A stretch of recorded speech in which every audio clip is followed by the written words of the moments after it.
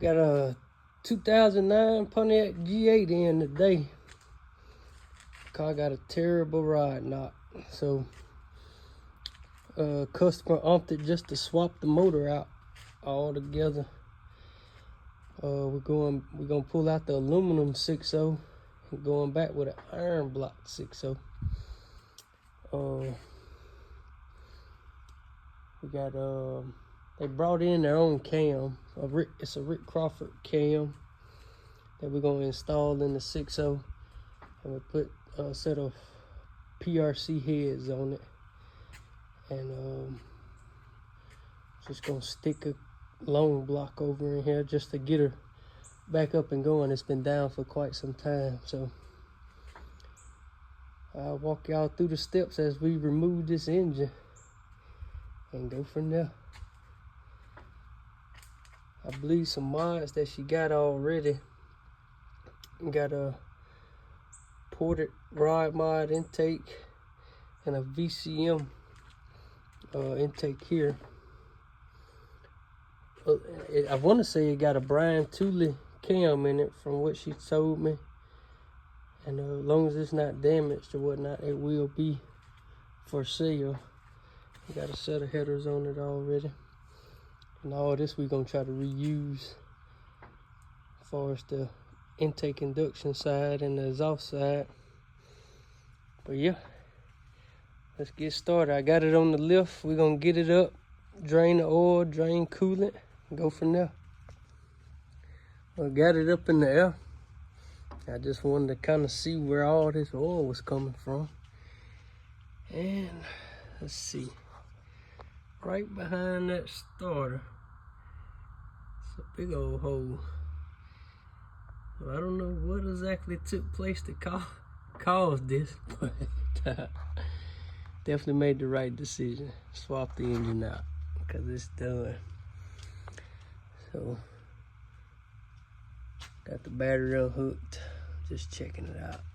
I got some BMR motor mounts. Okay, don't know what kind of headers those are, but yeah, we'll get this thing unbolted and see if we can't get it up out of there.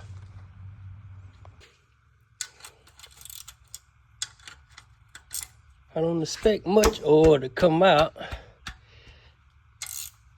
as we lost half of it getting it in the shop. Got that hole on the side of the block, but we'll see.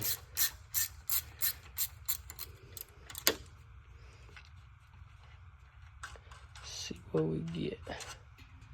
Ooh, yeah, nothing like a oil and water mixture there.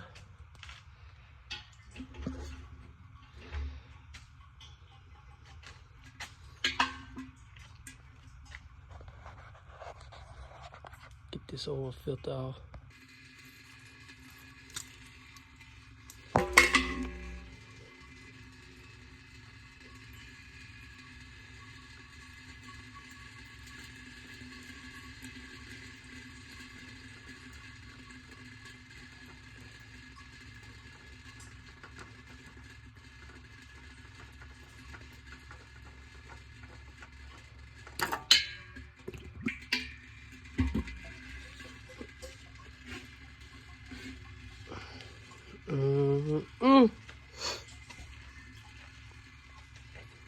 Not a good feeling there.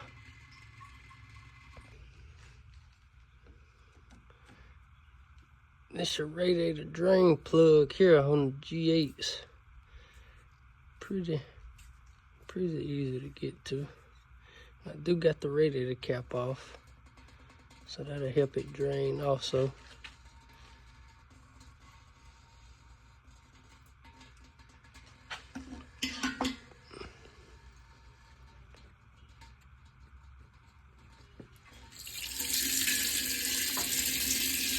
Pouring out of there. Gonna step back for a second.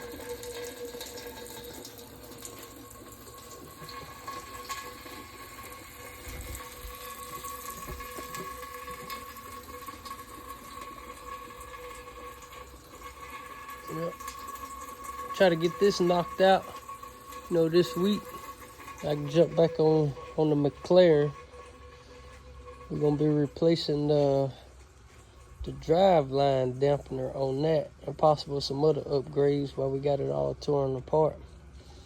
So I got the exhaust out already, but all that under there, transmission, clutch, pipe, down pipes, gonna get all that pulled out and get off in there and change it. Probably be later on this week. I'm gonna try to get this one, get this engine swapped out and jump back over on that one.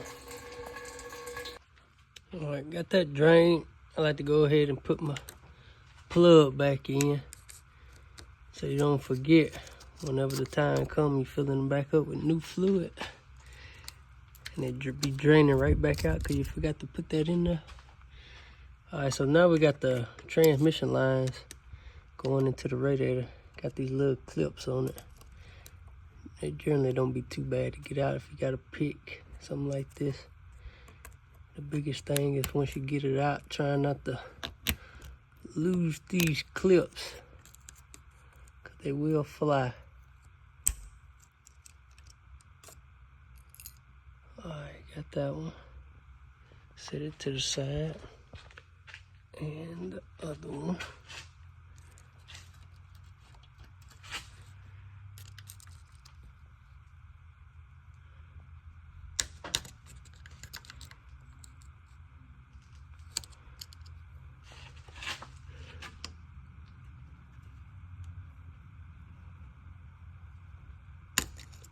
There we go.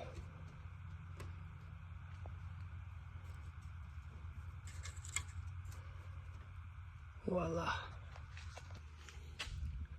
Let's see. Sometimes these come right on out. Sometimes they be a little booger. It came right on out.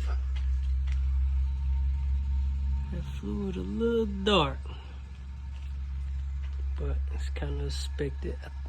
I think it's a higher mileage car.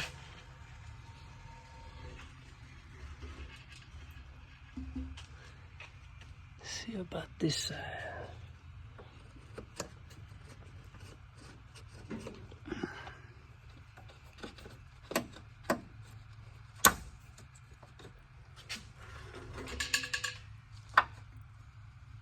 I'll let that drain for a little bit and probably let it down and pull the radiator. I may, being I'm down here, I may go ahead and unbolt the motor mounts here just to release them from the frame and start unbolting the exhaust on each side and remove the O2 sensors just to ensure, you know, they don't get wire pulled or anything like that.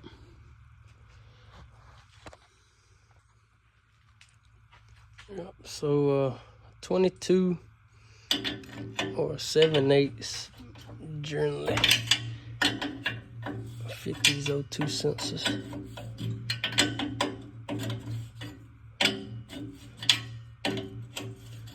Just to get them out the way. Unplug it. That way it can spin freely without binding up. Like I said, I usually like to just take them all the way out. Get them out the way. Ain't no sense of risk damaging it. Like generally, oxygen sensors at least 100 a piece, so no sense in trying to damage it. Gotta replace it.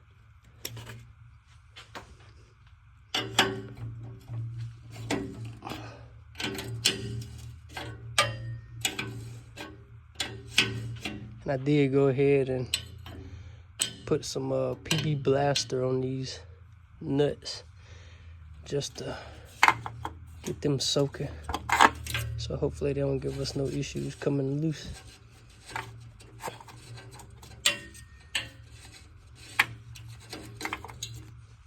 Uh-oh. Okay. Got that done. I will get that exhaust unbolted. Alright, 14 millimeter. Got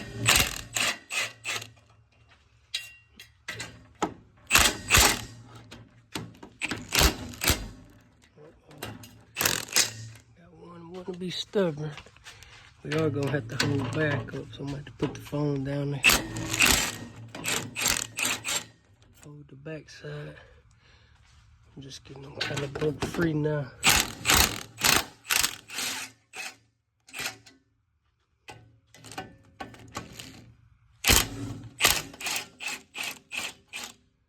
Alright. I'm gonna hold back up, get them backed on out of there. Alright, so I went on ahead, unbolted my motor mounts from here. Just got that out the way. Went on ahead and AC compressor, I took the bolts out of it. Meaning that the bottom two are easier to get to down here. See if I can see. Yeah, that would have been the other hole there. Right on the other side, right by the dipstick. So it's one more bolt up top. Right there, as you can see. But it's gonna be easier to get that one from the top. And then at that point, we can lay the AC compressor to the side. It's gonna stay with the car whenever we pull the engine. These little clips, I like to, once it's done draining, I like to go ahead and stick them back in. Help keep from losing them. And whenever you're ready to hook this transmission line back up, at that point, you just slide it back in and it'll snap in place with the clips already there. It's a lot easier to do it that way. Alright, I guess we'll start by getting this cold air intake off. It's the mass airflow sensor. It's pretty much in charge of reading how much air is coming into the engine. So it'll know how much fuel to add. This thing already pretty loose here. Like it wasn't fully installed.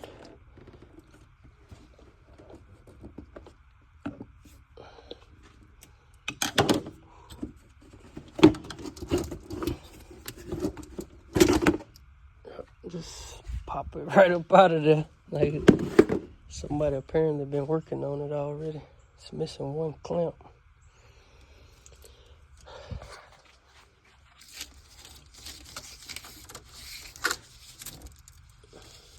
Got some extra wires here, probably some HID wiring or aftermarket lights or something there. So here go your connector for your fans. Get it unplugged, put it to the side. We're gonna get these bolts loose here, which is holding the condenser to the radiator. And we'll get these clamps off the water hoses going to the engine. And those transmission lines, they the radiator fans got some little snaps that hold them in place, so just pull them out. Should be good. I'll probably pull the fans out first, then pull the radiator. To get the fan unattached from the radiator, I got these little clips here. Just kind of push down on them and to get that separated. It ain't that like that. Just do that on both sides and just watch.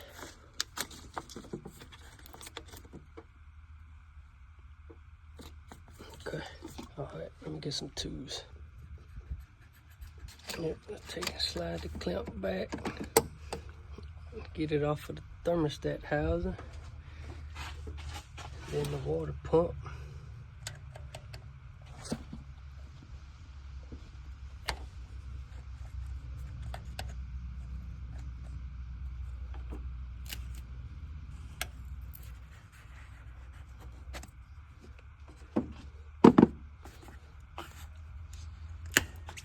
Give it a little twist.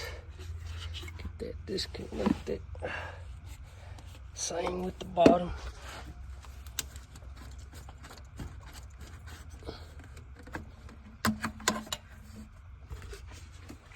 Not too bad, not too bad.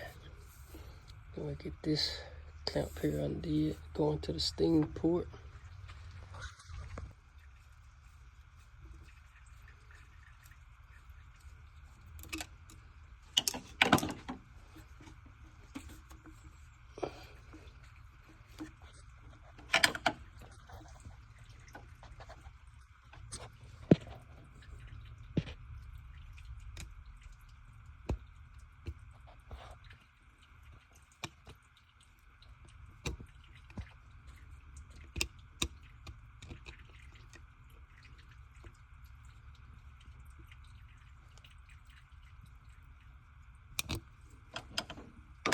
That should be loose enough.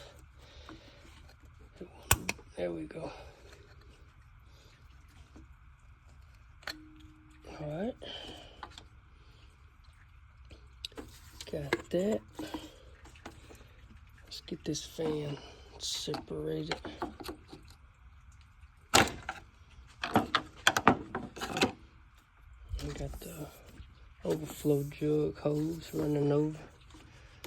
Pull that, lay that to the side, just to kind of get it out of our way. Tell you what, we're gonna take this clamp off too, just to make it easy to pull that fan out of there. Just kind of gotta work that fan out of there.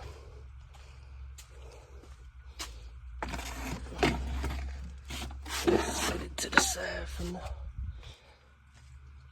Yeah, kind of getting caught up on some of this over here, but just kind of, I started on this side, kind of picking it up, working it out. Wasn't too bad. So I got my boots unbolted from the condenser to the radiator.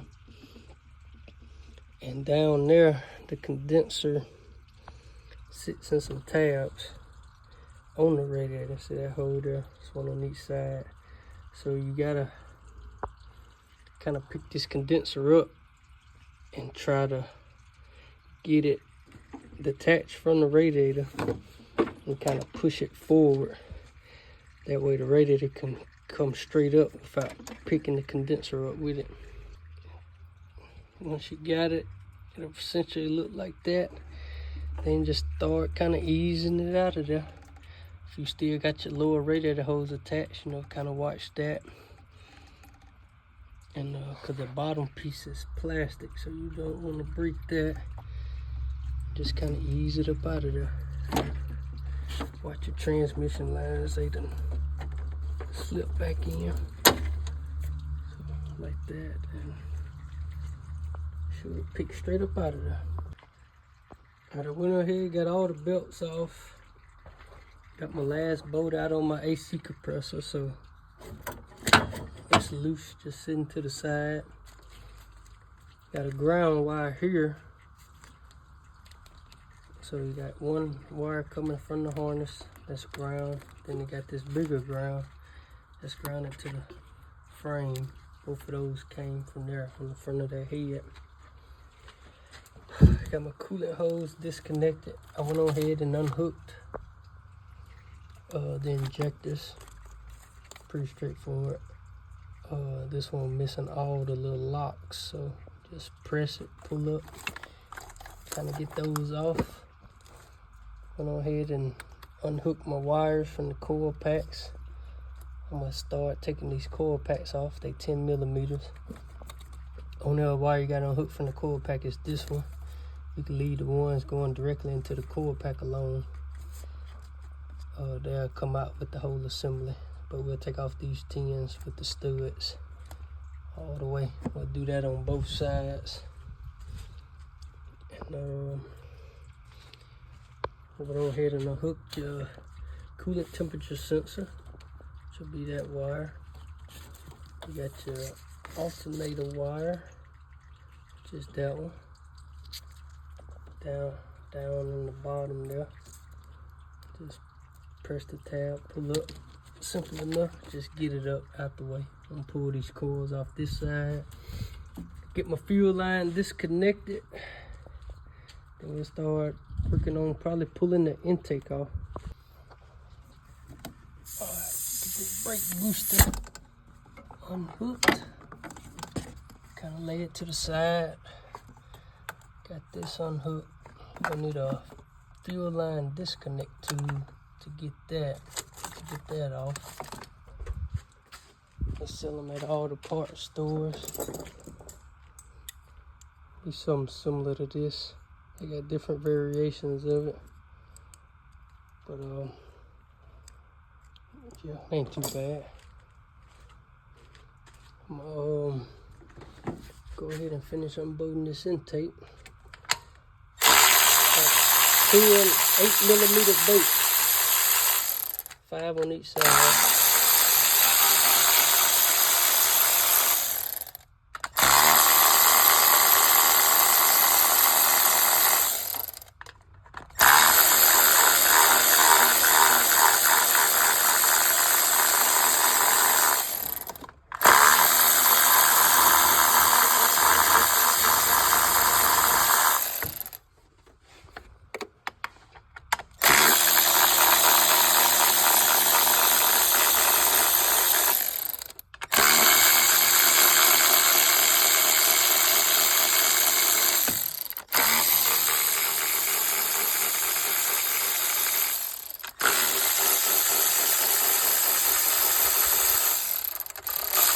I had already loosened that one up.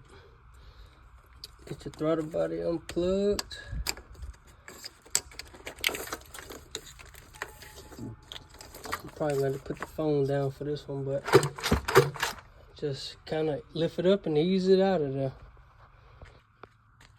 Just lift it up out of there. I usually leave the fuel rails and stuff attached to it. Some gas will come out, so watch that. Look in here. Looking for the supported rod mod. I'm really looking for any metal debris that might have got in there from the engine being messed up. Looks pretty clean for the most part, a little oily. We'll clean it up some before putting it back on. But yeah, this is what we look like now. I usually like pulling the intake because I got a plate that'll bolt here. And I can already pull the motor up. And I can hook my cherry picker straight to that plate from the valley cover. Makes it a lot easier. Guess our next focus will be getting these headers off. This side will probably be a lot easier. This side here look a little cluttered. But we're gonna work through it and get it off. Look like we'll pull these spark plug, all the spark plug wires off, and then go back in with a 13mm and get all the bolts. Should be 6 holding the header on each side. Got the headers off. That one just kind of laying to the side. I'll probably fish it on out once I go up with the car. That one the same way. It's off, just kind of laying to the side. Started unbolting the power steering pump on this one. You got 2 15mm on the front. You got one right here on the side. So let's just get them out the way. And then you got your reservoir here. Power steering reservoir. It should just slide up. It's got a little locking clip. Might need a flat head to get it. Let's see here. Yeah, not too bad. And just get it laid down somewhere out the way. And at this point, you should be able to reach your alternator hot wire. See if I can get focused in on it. It's got a little rubber boot over it. Can't see it in the camera yet. Alright, there you go. The back of the alternator's a nut. Either a 12 or a 13 to get that undone. You know, just make sure you got your battery and stuff unhooked. If it touch anything, it's gonna start sparking. And once I get that undid, we'll start taking the bell housing bolts from the transmission torque converter bolts. It is a ground wire hooked up here. Had to get that off. Should be a 13mm. We'll get that off too. Definitely don't want to pull that loose when pulling the motor out. Alright. Reach back there behind that oil pressure sensor and get as many bolts as you can. Supposed to be 2 up here. I only had 1. Somebody obviously done been in here before. But get as many as you can from the top. Make it slightly easier. And the rest to get from the bottom. I just kind of laid that power steering pump kind of down off to the side right there. Hopefully it don't get in the way. I'm gonna go under there. We got NOx sensors to unhook. Once I unhook this NOx sensor, I'll be able to pull this wire harness all the way up and lay it to the side completely out the way. All right, let's get it up in there. All right, one header is out. And we just gotta work on fishing this one out. We may have to disconnect that steering shaft, kind of slide it up out the way. We'll see. But NOx sensor. Let's see if I can. Okay.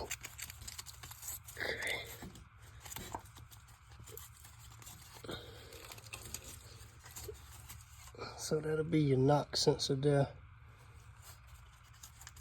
Got just a little connector, you push it, unhook it, nothing to it, one on each side. This the oil level sensor.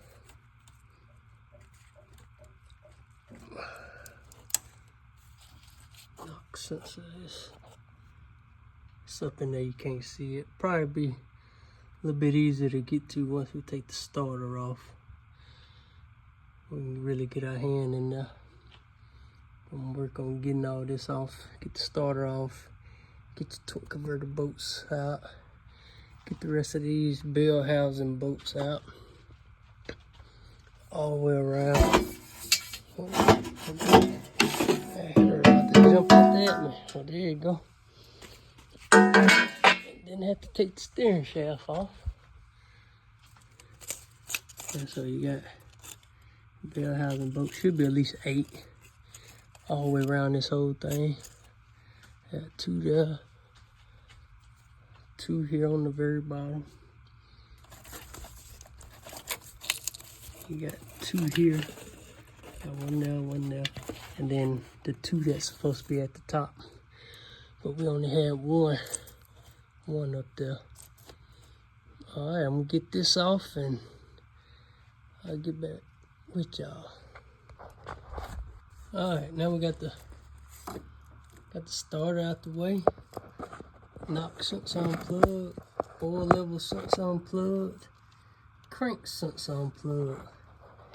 You can get a better look at this carnage on the side of this block. It definitely was not happy. All right, it's a little dust shield that go here. It's held in with a 10mm bolt right here. You're gonna have to remove that. That's pretty much what it looks like there with the 10mm.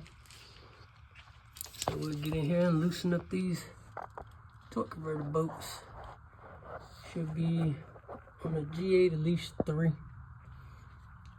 And we'll get our pull handle attached up here to the crank bolt and rotate it over as needed break the bolts loose. All right, all the torque converter bolts out. It was indeed 3. They were 18 millimeter, but they definitely could be different on your application. Just kind of, you know, check over everything. I did find there was one bracket held onto this stud for the transmission lines. I did unhook that because that AC bracket is coming up with the engine, so that'll keep it from pulling on your transmission lines. You just kind of look over everything, and as you're easing it out, you know, just kind of look for any wires getting tight, anything like that. I did notice all this black soot on this exhaust port. That's a clear indication of a massive exhaust leak, but we're putting brand new exhaust gaskets on it, so that should fix that. So just, you know, kind of look for signs like that, kind of give you a heads up, so you don't stick the same exhaust gasket back on and have a exhaust leak and gotta pull it right back off. So we're gonna let this down and try to ease it out of there. Yeah, once I got that knock sensor wire unhooked, all your sensors, make sure you unplug your camshaft sensor, unplug your oil pressure sensor. This whole wire harness I just kind of lay off to the side out the way, just like so. Then when you're ready to put it back in, once you lay it all back over, everything will kind of fall in place. So you'll kind of see where everything needs to go. We're just kind of getting set up here. And get my lift plate hooked on. I got my transmission jack here. I'm gonna position that under the car, under the transmission pan, just to kind of help support it. So when we pull this motor up and out, that transmission just don't fall down to the ground. It'll be resting on top of that. All right, so before I started to pull, I was just kind of looking over. I had a wire plugged in there on the top of the AC compressor that was kind of wrapped around these heater hoses, and another one down here on the bottom side of that sensor there. I had to unhook it, and then I was able to pull all the wiring on up out the way. It was all kind of getting tangled up in these heater hoses. Then I'm leaving the water pump attached. All right, I'm gonna get my plate on and we'll start easing it out of there. All right, so far all I did was support my transmission, hook my plate up, and just jacked, and it's already pretty much separated.